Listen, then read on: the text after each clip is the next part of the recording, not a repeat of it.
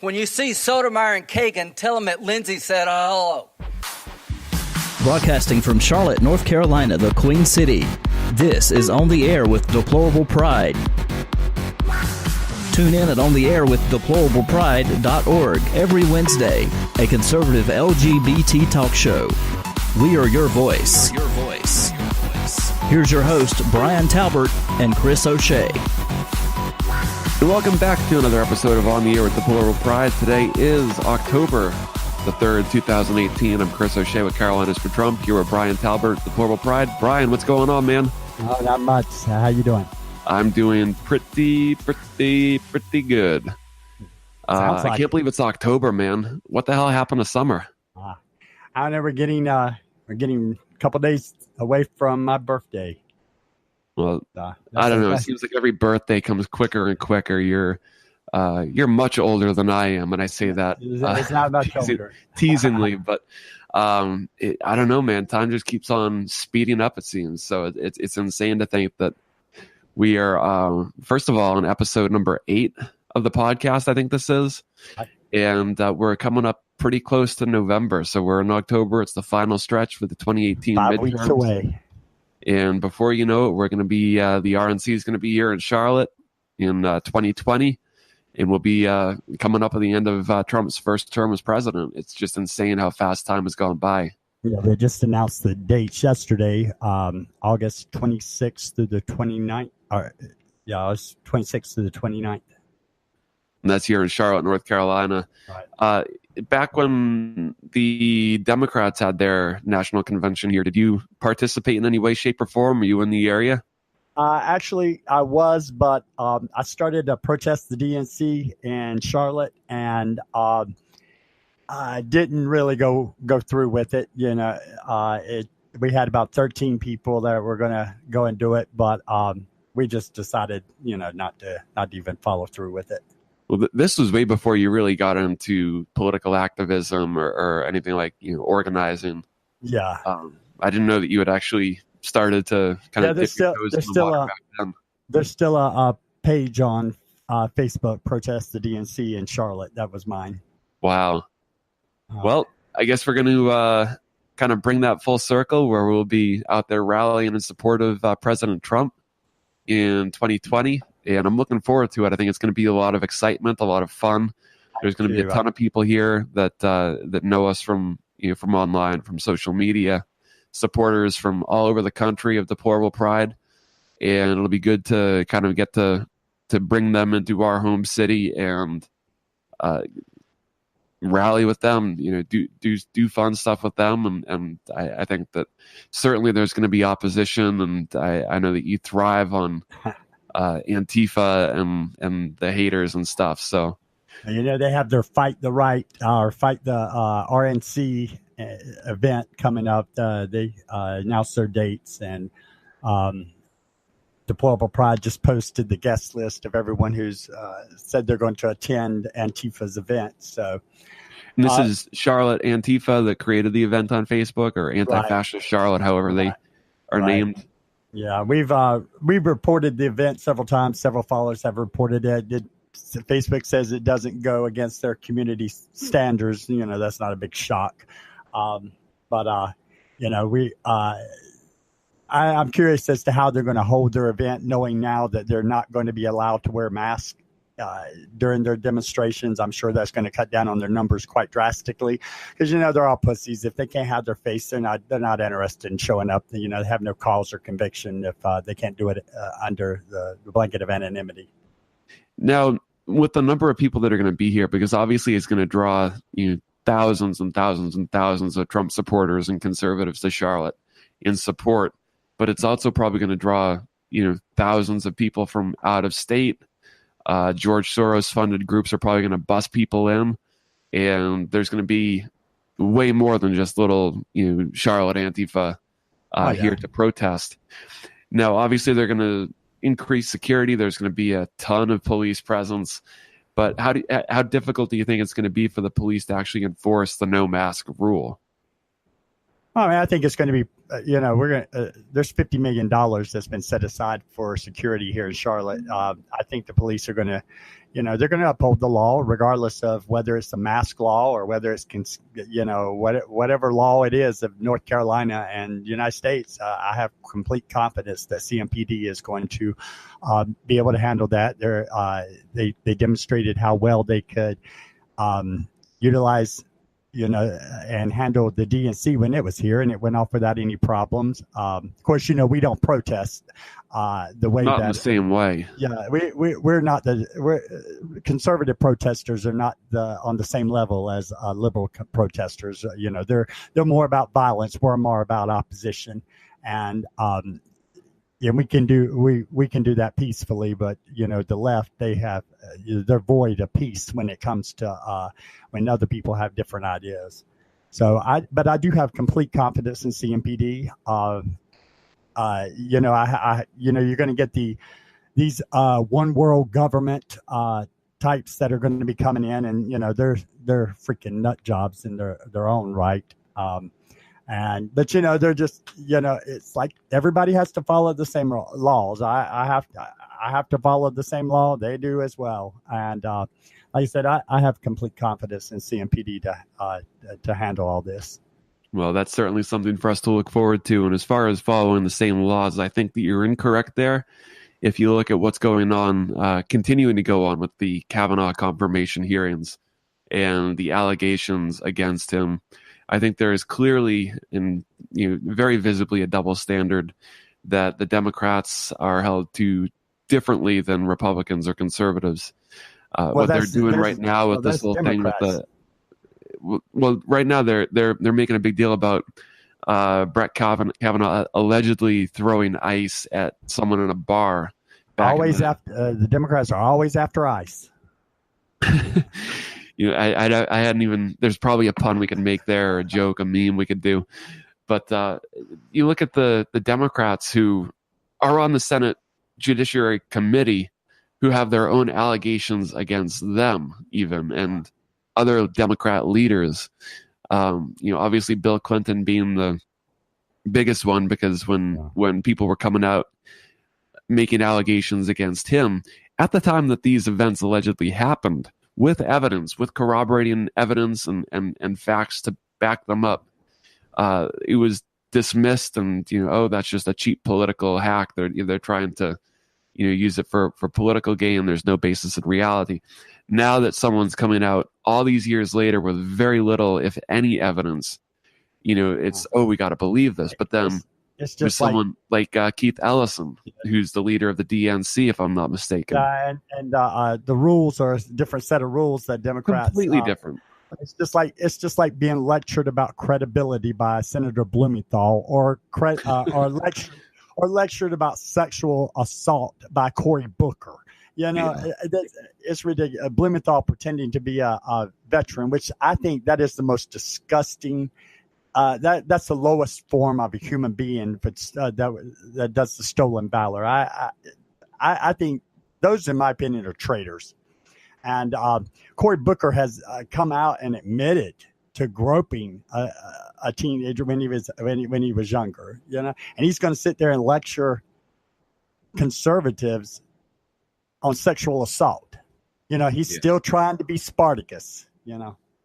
And they want to give Brett Kavanaugh a hard time for his love of beer. Meanwhile, Barack Obama, they had no problem with him doing coke and smoking weed, which we have no problem with either. But Barack Obama let's get on the same page. Barack Obama holds a beer summit. Exactly. It's like, what was he, the plumber guy? No, it was that was when the professor was at the locked his keys out of his house or something, and the cop come up and thought he was an intruder, and the Barack Obama got the cop and the professor together, and they held a beer summit together because he turned it. The first thing he did was Barack Obama turned it into a race issue. It had he didn't understand that the cop showed up at a house that a man was trying to get in windows. How dare he assume he might be breaking in because he's a black man. So that's when they had the beer summit to try to educate white people once again. I thought that there was that Joe the plumber guy back in the campaign. I thought that was the beer summit, but you're right. It was I'm not sure what college the guy was a professor at, but that's what it was all for. But that's nothing new. I mean, the stunning hypocrisy of the left, as I like to put it, it's the same reason that the party that claims to be about diversity and inclusion and celebrating differences banned you from participating in a freaking gay pride parade that you've been part of for 20 years or more. It's just like the Democrats when they want to. They're going through Judge Kavanaugh's high school yearbook and his college, what happened in college. But I do recall the Democrats when Barack Obama was running. They sealed his college records and everything because they said it's not important. And now that's all they're doing is they're going through this man's high school days and his college days with a magnifying glass.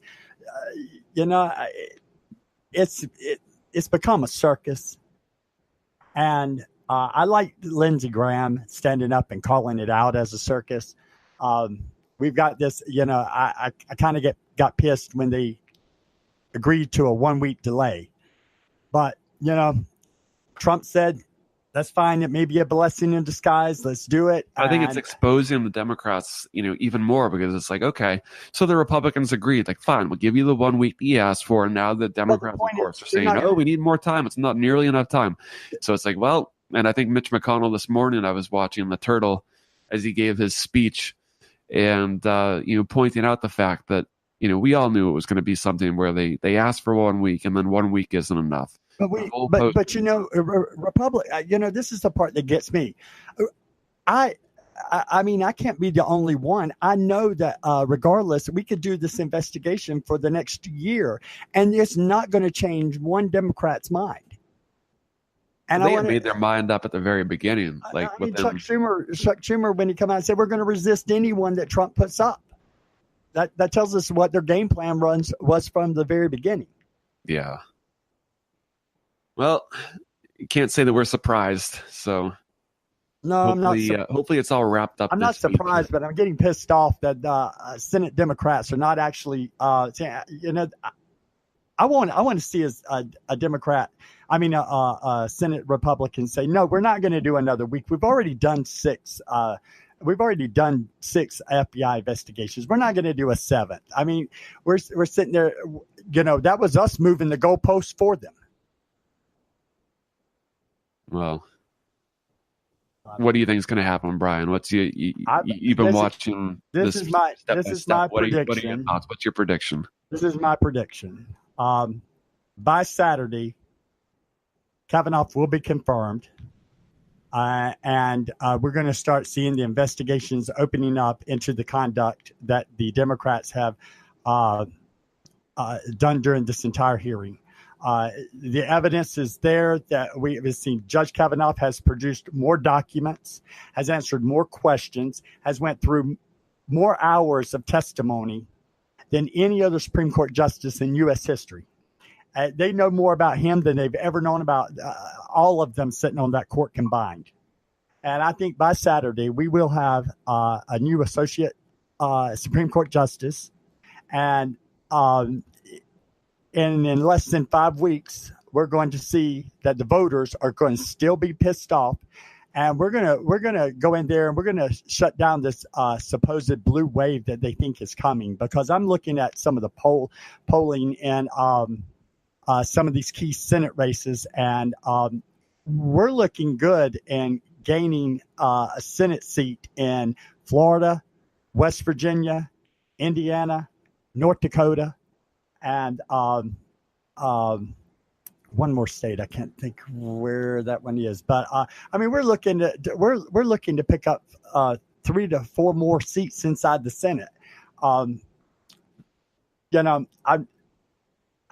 think this is going to backfire on the Democrats big time, and I think if we play our cards right, and the main thing is getting conservatives to the polls, because it's like they say, Republicans that stay away on election day elect Democrats.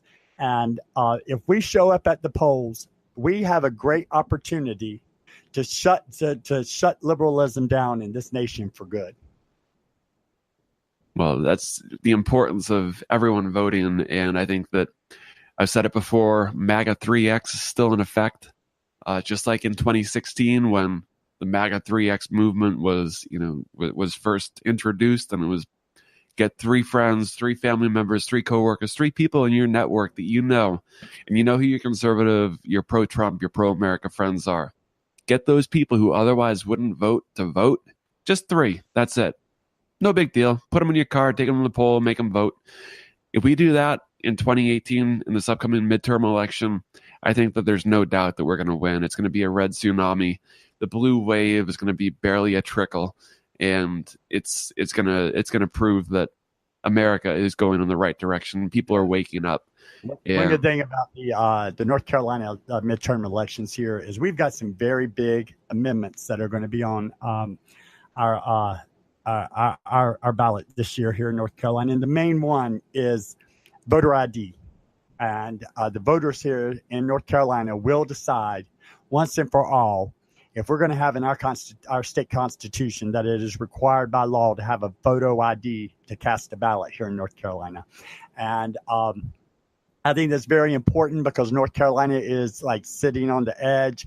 We teeter from red to blue and then blue to red. And I think this right here will pretty much solidly keep us in the red because the voter breakdown here in North Carolina, all the major cities are liberal. They always go to the Democrat candidate.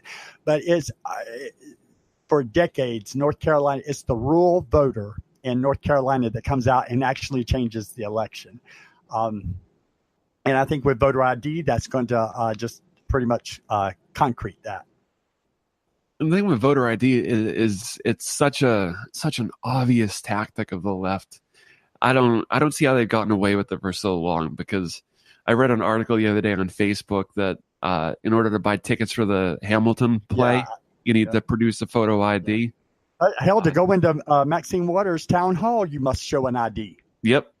You know? And I was a poll observer in 2016 through early voting and on election day, and I was blown away. And they put me in a polling location that was definitely Democrat heavy. It was predominantly minority, and I guess it's where they've had issues in the past. But the number of people who walk through that door, the very people who they say are less likely to be able to get a photo ID for this reason or that reason, therefore it would be unfair for them to require a photo ID.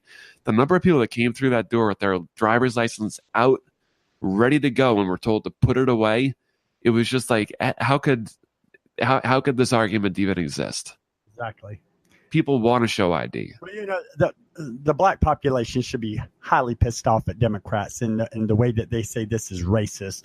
They're basically saying that the black population cannot get out there and get an ID on their own, that they're too stupid to do it.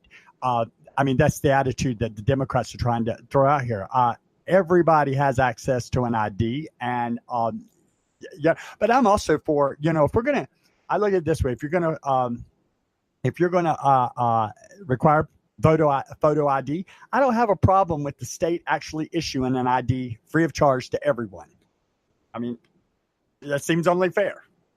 And isn't that the case? I mean, for very little money, I'm sure that there's what is it, like probably $15 or something. I have to look into it, but I think it's like $25 now, because you've got to have the new ID, because regular IDs are not. You can't fly with regular IDs after 2020 or something like that now. So the price of those IDs are actually going to have gone up.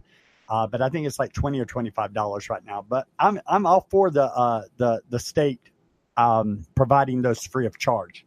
Yeah, I agree.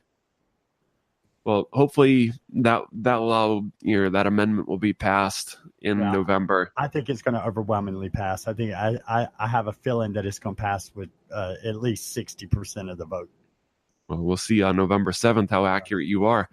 And there's so many times where you've made predictions or you've said something, and even I have like been like, I'm not so sure about that. But you tend to always be right, Brian. Not always, but more often than not, your predictions are right. Your suspicions are right. So we'll see if you're right this time. Stop doubting me. One of these days, I'll learn. So what else is new? We've got the whole Kavanaugh thing going on, the Democrat circus. Well, we had a good roadside rally for Trump in Albemarle, North Carolina.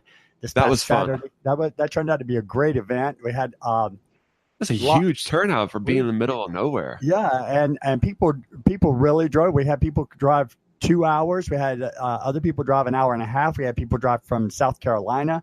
I think Matt drove 3 hours to be with us. I was like really shocked at the turnout. I wanted to do this roadside rally in Albemarle because it's my hometown, and I can't believe I hadn't done something in my town yet, and so it was basically I threw it just because I'm from here, but I really wasn't. I really was not expecting the turnout like we got, but I was like overwhelmed. It was amazing. The response we got from the public was absolutely amazing. It was overwhelming, and this is something that I've at like our rallies that we've done in Charlotte and around.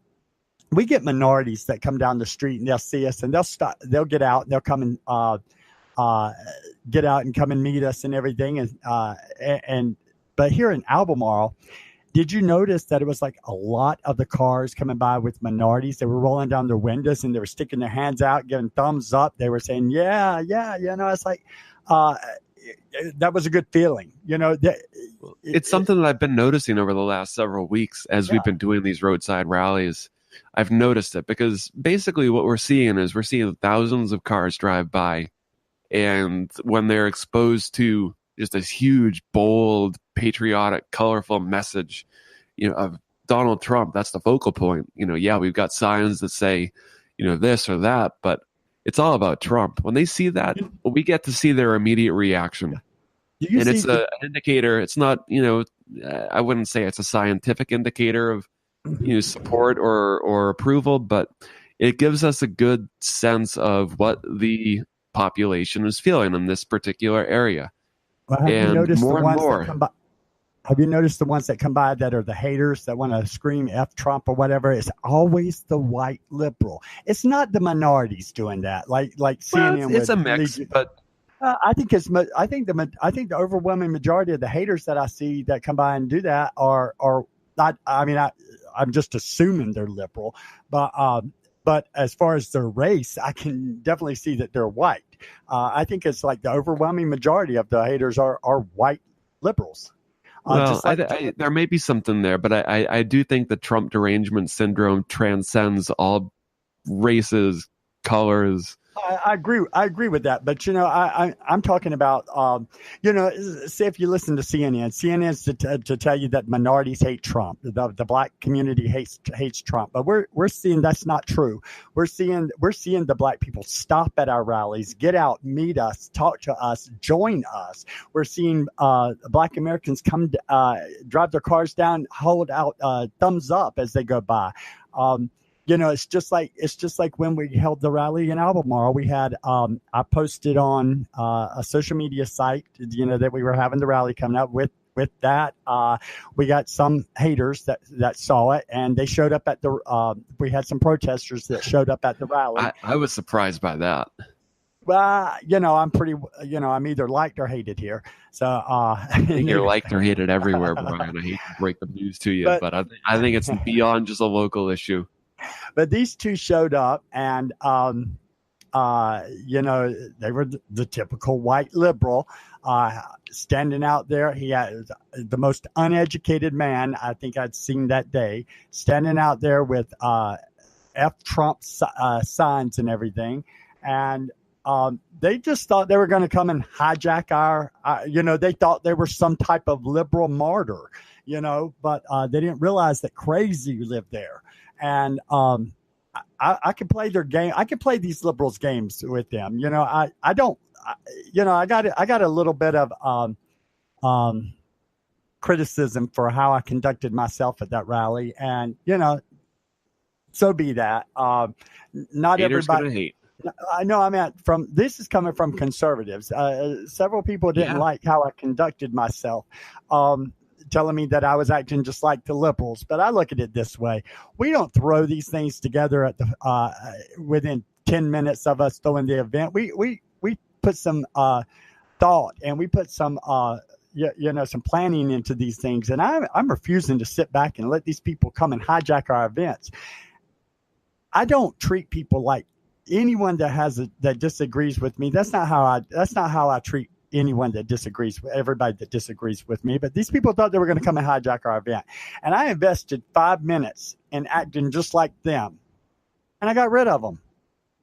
And we were allowed to continue our event and our rally and enjoy it in peace and support our president, our country, and have a good time. And that was the whole intent of this rally to begin with. It was, and you had secured the permit, you paid the fee. We had our T's crossed and our I's dotted. And an observation, and you'll probably get a kick out of this because I'm sure you noticed it as well. Just like at every other event where we've had protesters, have you noticed that the Trump haters, when they put together a sign, like at least these people, like the main message, you need a magnifying glass to read it.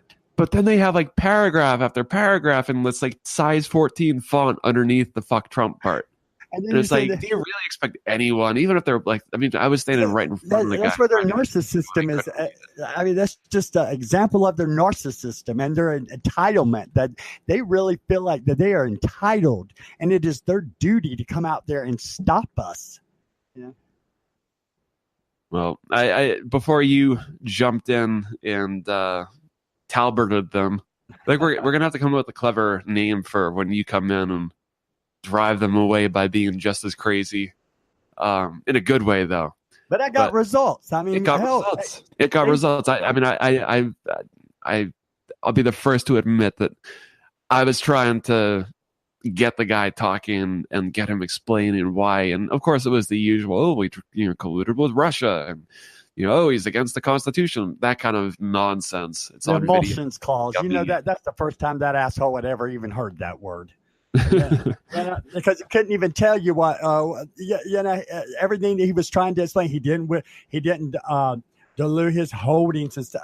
That just right there showed how ignorant he was. Trump signed off all that over to his sons and Ivanka. That he has dissolved himself from that company. That's anybody with half a brain already knows that. But this dude somehow did not get that message yet.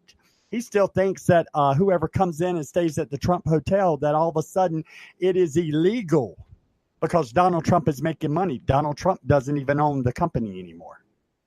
Not just that, but I mean, people that want to attack Trump and say that he's trying to enrich himself by being president, like he's the only president. Clue. He's the only president in U.S. history that has lost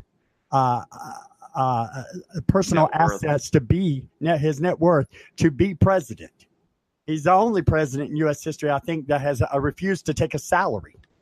Yeah, most of the time, politicians go into office. Look how much money Barack Obama made. When he went into office, what his net worth was and what it is worth today.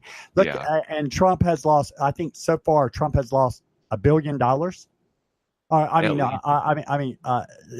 I can't remember the exact number, but his net worth has gone down. Yeah, I mean, obviously it's hard to put an exact number on it because you're trying to estimate the value of giant buildings and huge companies and golf courses and stuff. You really can't get an accurate idea unless you have an actual buyer ready to go. But these protesters that show up, like you said, with their signs and everything, and writing a freaking book on a damn sign that people are driving by at 45 miles an hour, probably got the first two words if they could even see the words, because of the how small they were. But I guarantee you one thing: those two boys spent more time writing that sign than they ever spent standing out on the side of that road holding it. And it's true, because from the time that we spotted them when they set up, I started recording, and I think it was probably halfway through the video that they were driving off, and it was a 10-minute video. So they were there for probably 6 to 7 minutes in total before Brian drove them off. And I was trying to just get video of the guy kind of talking himself into a hole and exposing their ignorance. But then you came in, and like you said, we can have different ideas on how to deal with protesters and stuff. And, I think that anyone who's watched our videos or seen the two of us in action, we do have different approaches, and we may disagree even on the best way to handle those sorts of situations. But you cannot deny the fact that when you get in there and you do your thing, they leave. It shuts them down.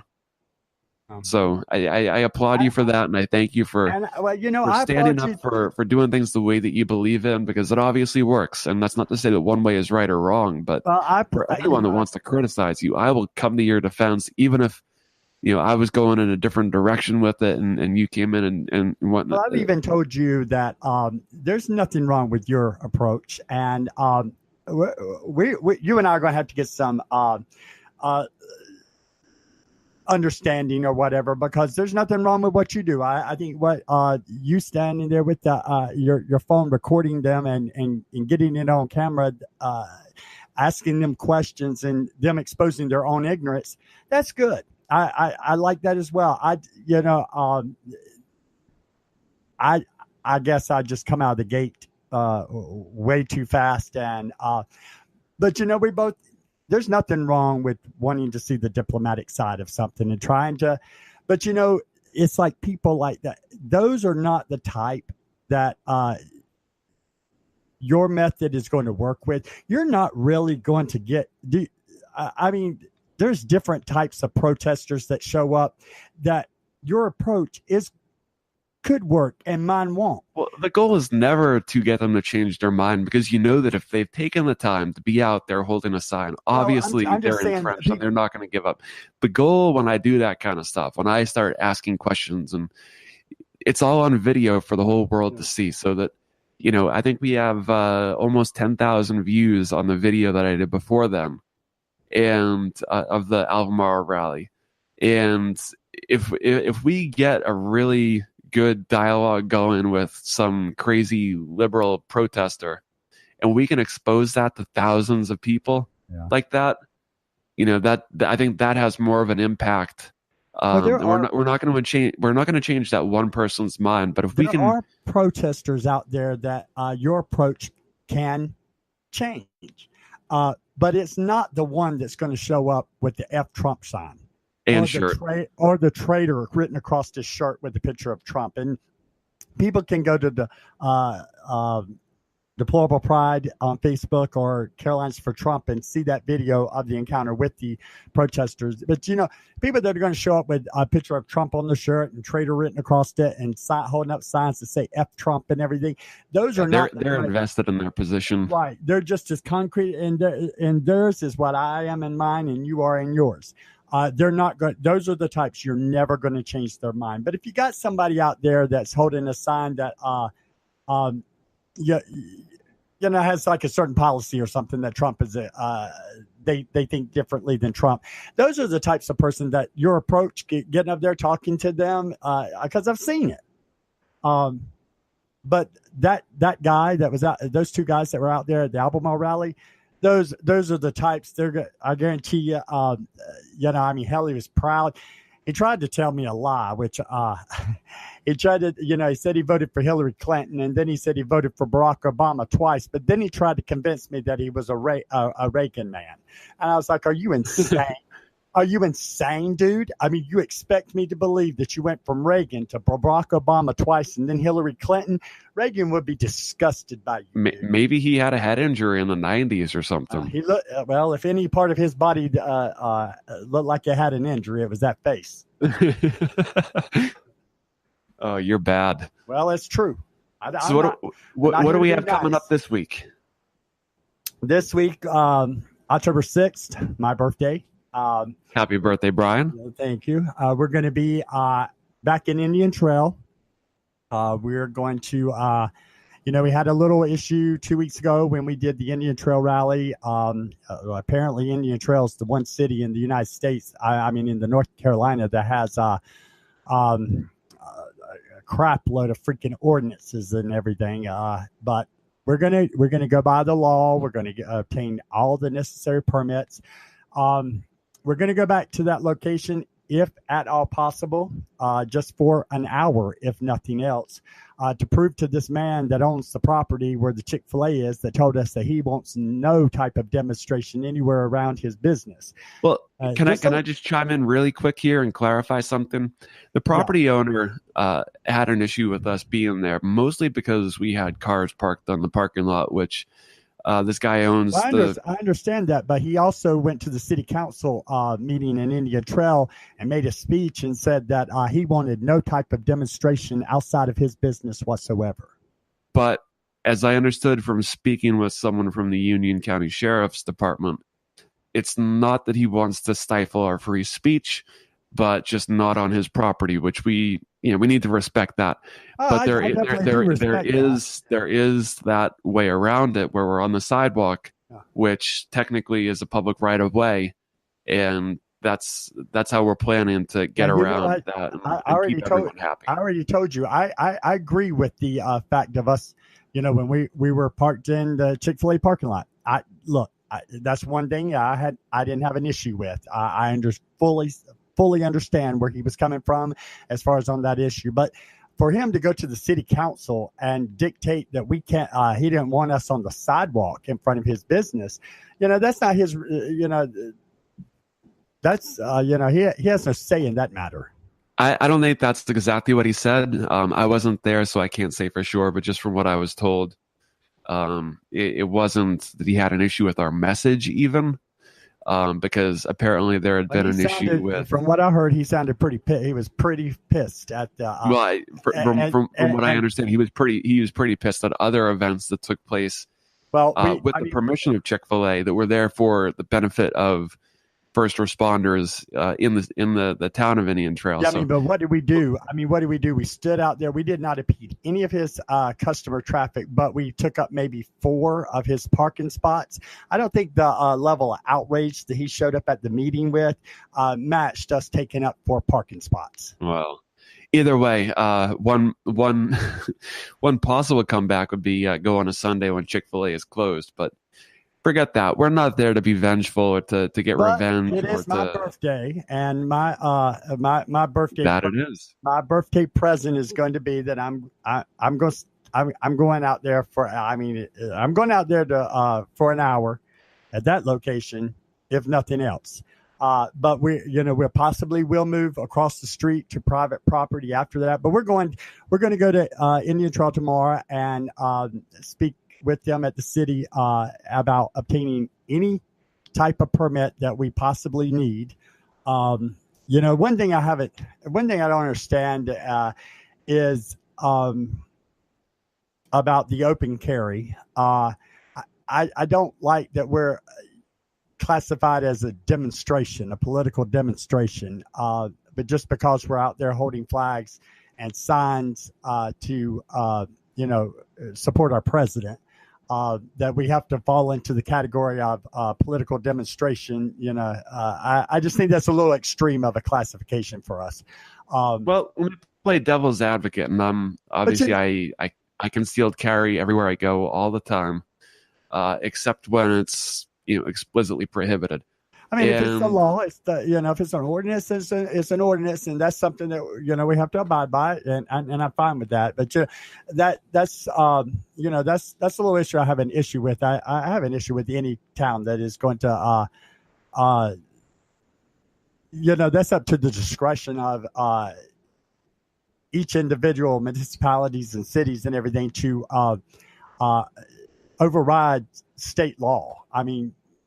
It's perfectly legal to carry a open carry or concealed weapon in North Carolina, except for certain circumstances. Except for what they deem as political demonstrations. Except for what they deem as a political demonstration.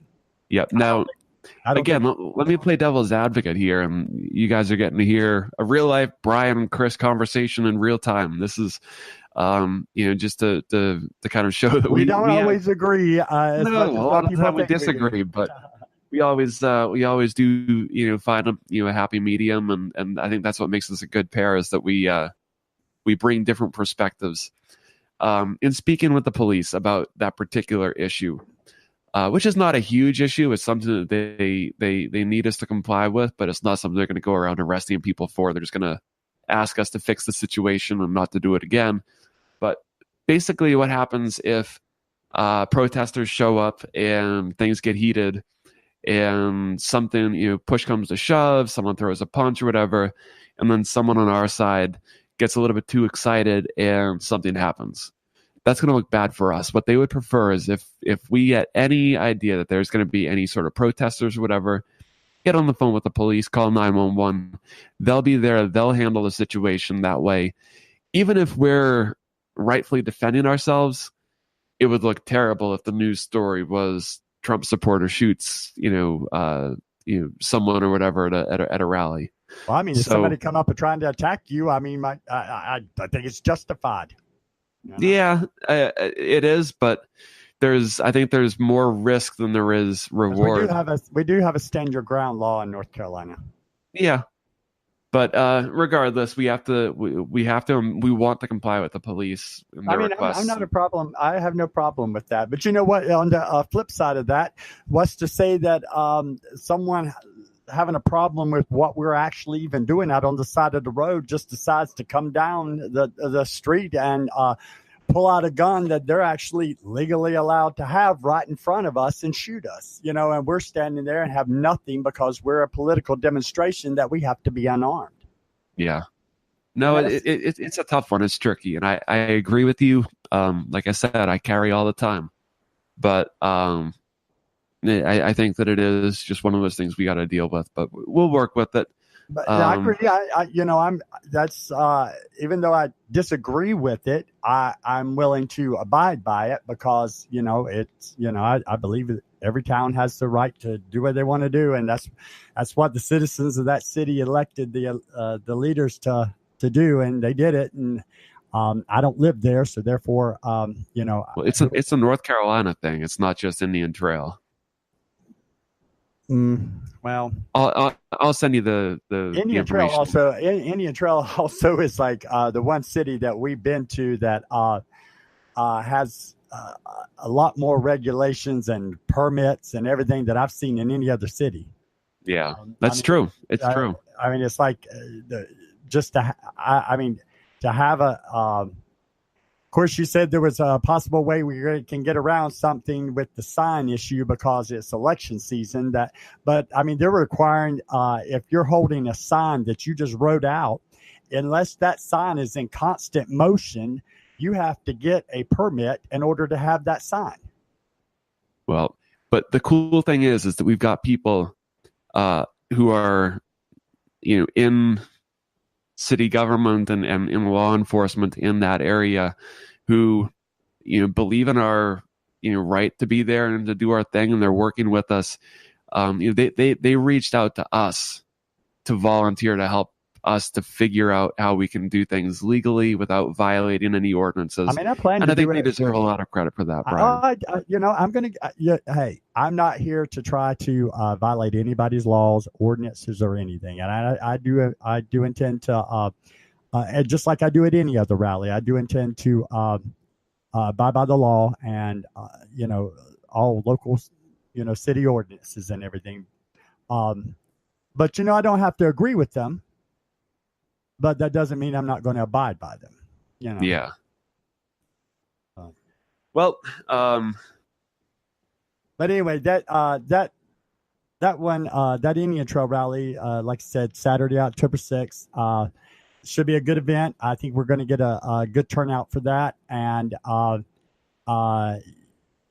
also coming up the following Saturday is I'll let you talk about this because you've been more in the planning of it, but it's the October 13th event that is going to be in the same city. We're going to be back to back. Right up the road from the Chick-fil-A, actually. Right at the very next stoplight. We're going to be in the same city 2 weeks in a row.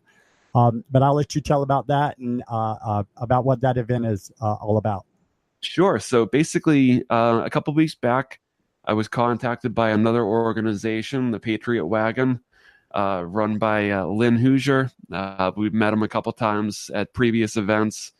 And long story short, we were looking at kind of doing the same thing at the same venue in Matthews, North Carolina, right before early voting starts. And we ended up putting an event together. The venue changed, the format changed, but it's coming together. It's going to be on Saturday, October the 13th from 1 p.m. to 4 p.m. And it's going to be at the Mark Harris campaign headquarters, the Union County GOP headquarters on Independence Boulevard. The address is 14700 Independence Boulevard in Indian Trail, North Carolina. That's just outside of Charlotte. And basically, it's going to be a family-friendly, patriotic rally and cookout in support of the local candidates who are running in the upcoming election, specifically Mark Harris, who's a candidate for Congress in the 9th District.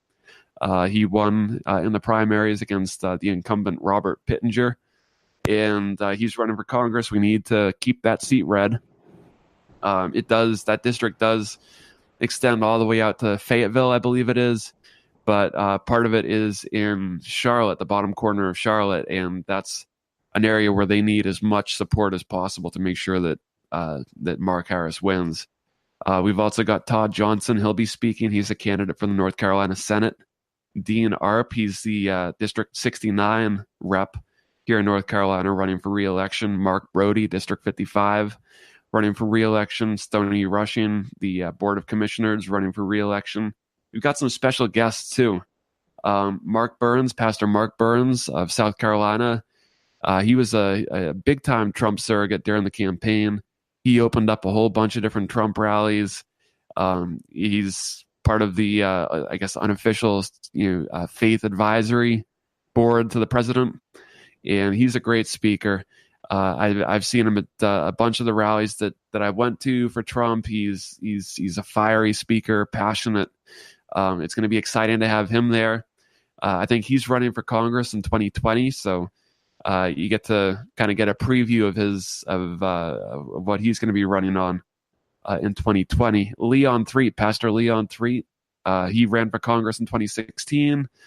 He also spoke at several Trump rallies. He's a big Trump supporter. Kimberly Marshall, she's representing the Closet Conservative movement, which is sort of a spin-off of the Walk Away movement. Democrats, African Americans, minorities that traditionally have been voting Democrats are waking up. They're seeing the light, and she's kind of leading the way here in the Charlotte area for Closet Conservatives. She's going to be speaking. Melissa Merrill, the Union County School Board, she'll be there. Daniel Barry with the Union County GOP, he's the chairman. He'll say some words too. And of course, Brian Talbert will also be there to represent the LGBT community and Deplorable Pride. So it's going to be an exciting event. We're going to have a little cookout, so you can come and grab some hot dogs, some drinks, and some snacks and stuff. We're going to have games and activities for kids and adults alike. We're going to have a roadside rally in front of the Union County GOP headquarters right along Independence Boulevard, which is where we're doing the roadside rally this upcoming Saturday on the 6th.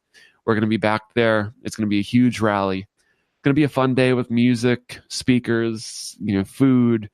And the whole purpose is to just charge up voters in this area where we need to get the turnout as big and as red as possible, to get people charged up, motivated to go to the polls. Early voting starts that following Wednesday. So this is on the 13th. Early voting in North Carolina starts on Wednesday, the 17th. And we need everyone to get out there with their friends, their families, their neighbors, their coworkers. You know which ones align with your political views. You know which ones are going to vote for the right side. Remind them to vote. Early voting, absentee voting, vote on election day, however they have to do it, remind them to vote. Remind all of your Democrat and liberal friends that election day is on November the 7th. I don't know about reminding the Democrats and the liberals when it is. If they're too stupid to get to the poll, then they don't need to be voting. Well, that's why we're telling them on the 7th. Just day after election day. Oh, okay. I got that. Have you seen where Facebook?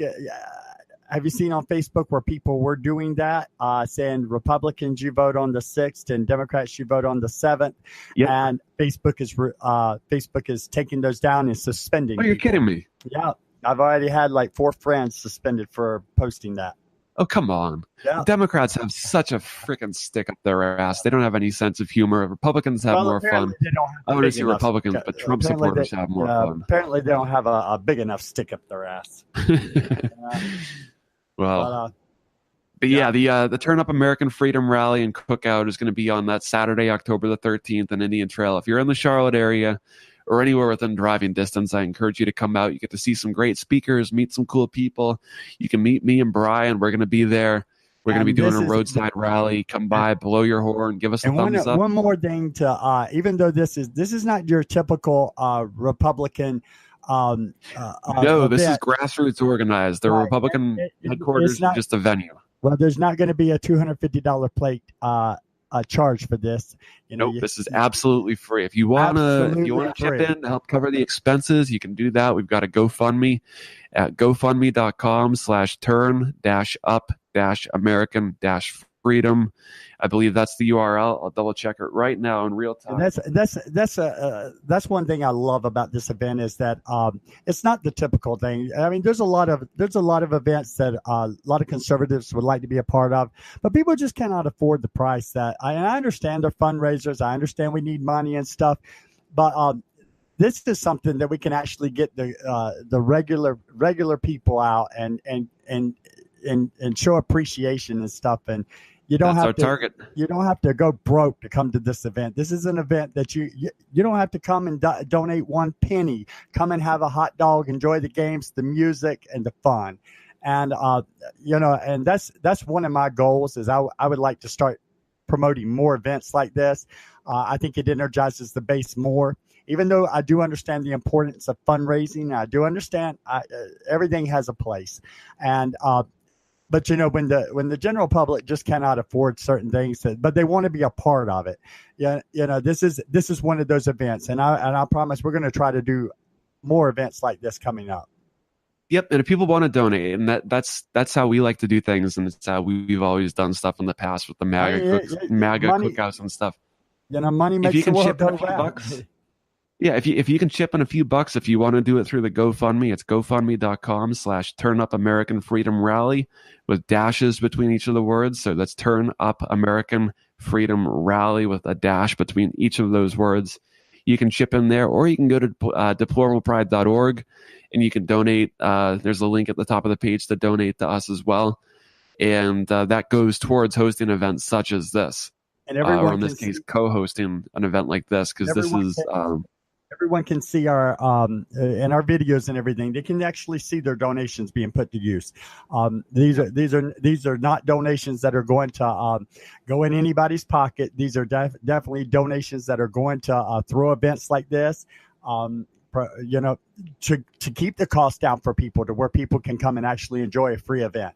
And you get to see your actual donation in action. And I think that's very important to people, because you don't really get when you're throwing these events and you're raising money for candidates and stuff. Like I said, I understand the importance of all that as well, but you really don't you really don't see where your money's going or anything. But like with making donations to our type of events like this, you actually see your money being used. Yep. And I think you get good value when you donate to Deplorable Pride and Carolinas for Trump, our joint efforts here in the Carolinas and beyond. We're expanding, and we're trying to grow so that when 2020 hits for the re-election, we're going to have just a massive movement already in motion, and we'll hit the ground running as soon as really the day after the midterm election. We're going to be working towards 2020. So check us out on the air with deplorablepride.org is where you find the podcast each and every Wednesday. Deplorablepride.org. You can find out more about Brian and the Deplorable Pride movement. You can donate at that page as well. You can find out more about Carolinas for Trump at carolinasfortrump.us. Of course, you can find us on Facebook. Search for Carolinas for Trump or at deplorablepride.org. You can find our personal pages there as well if you want to connect with us. If you have any thoughts, comments, suggestions, tips, ideas, etc., criticism, feedback, whatever you got, send it our way. We're all ears. Contact deplorablepride@gmail.com. That's the word contact. Deplorablepride@gmail.com is how you reach Brian. You can reach me at carolinasfortrump@gmail.com. You have any last words before we sign off this week's episode, Brian? Just if anybody's in the area, local, want to come and join us for our Roadside Rally in the Indian Trail, look forward. Don't forget, it's my birthday and I love beer. And thought I'd throw that in. Yeah. Well, maybe we'll go afterwards. We'll grab a beer or something. I don't know. That was about the Kavanaugh thing. I like beer. I like beer. I think we all like beer. So, but yeah, come out and join us. Have some fun with us Saturday, and definitely looking forward to having some fun.